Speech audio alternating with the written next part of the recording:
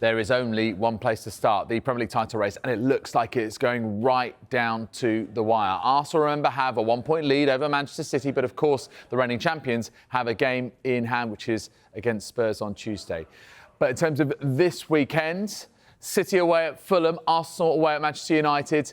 Gail Davis was speaking to Mikel Arteta this lunchtime. He's already dreaming of lifting the trophy. First, though, let's head to Sani Rudravajula, who's been speaking with Pep Guardiola. Sani, very good afternoon to you. Huge week for City, 2 away games in London. How is Pep feeling about this final part of the run-in? Yeah, good afternoon, David. Yeah, it's a huge moment, a huge time for Manchester City, looking for that 4th title in a row. Fulham and then Tottenham away, and then, by the way, finishing at home to West Ham. And he's feeling in a pretty good mood, to be fair to him. You know, after that 5-1 win against Wolves, we saw Erling Haaland get 4 goals in that one. He wanted a 5th as well, didn't he? So, yeah, overall, it's pretty positive. You mentioned at the start there about kite flying. Yeah, Rodrigo Muniz is one of the Fulham players in the training ground doing that. He's their top scorer with 10 goals. So when we spoke to Pep Guardiola earlier, I had to ask him about his thoughts on the kite flying.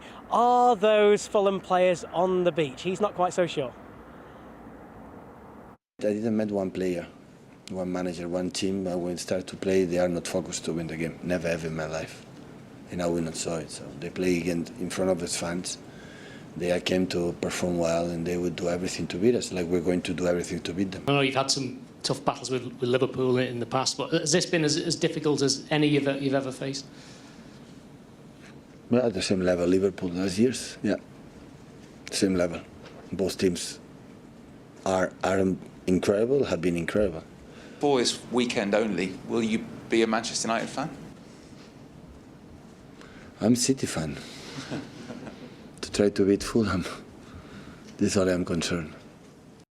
And I mentioned before, Sani, I mean, you know, they've got such a good record, haven't they, home and away against Fulham. It's been a long time since Fulham has got anything out of a game against Manchester City.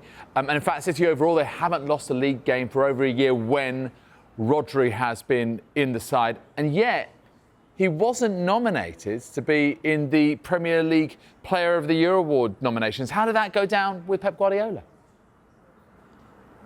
Yeah, I think we're all really surprised about that. It's February 2023, the last time they lost with Rodri in that side. And this season, by the way, it's now 20 games unbeaten since that defeat in December, winning 16 and drawing 4 of those. And yet Pep Guardiola, though, he's feeling pretty positive about Rodri. You know, we know what an important player he is for this team. He set up 2 in that 5-1 win against Wolves, winning the ball, and then his distribution's brilliant, getting in with the goals and the assists this season as well. It's 9 assists and 7 goals as well. And yet we had to ask Pep what his thoughts were on Rodri. He doesn't seem so worried about Rodri not getting that individual recognition, unlike Phil Foden and Erling Haaland.